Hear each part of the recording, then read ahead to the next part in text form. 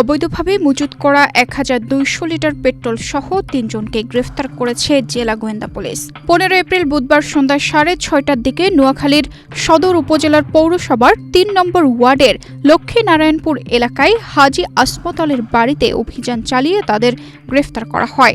এ সময় তেল পরিবহনের কাজে ব্যবহৃত একটি পিকআপ গাড়িও জব্দ করা হয়।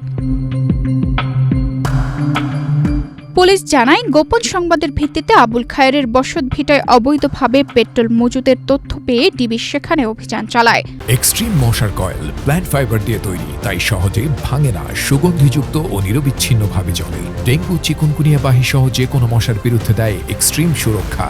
অভিযানে ১,২০০ লিটার পেট্রোল উদ্ধার করা হয় এবং ঘটনাস্থল থেকে ৩ জনকে আটক করা হয়। জেলা গোয়েন্দা পুলিশের ভারপ্রাপ্ত কর্মকর্তা মোহাম্মদ মহিউদ্দিন জানান, গ্রেফতারকৃতরা দীর্ঘদিন ধরে অবৈধভাবে পেট্রোল মজুত ও বিক্রি করে আসছিল। এ ঘটনায় সুধারাম মডেল থানায় বিশেষ ক্ষমতা আইনে মামলা দায়েরের প্রক্রিয়া চলছে।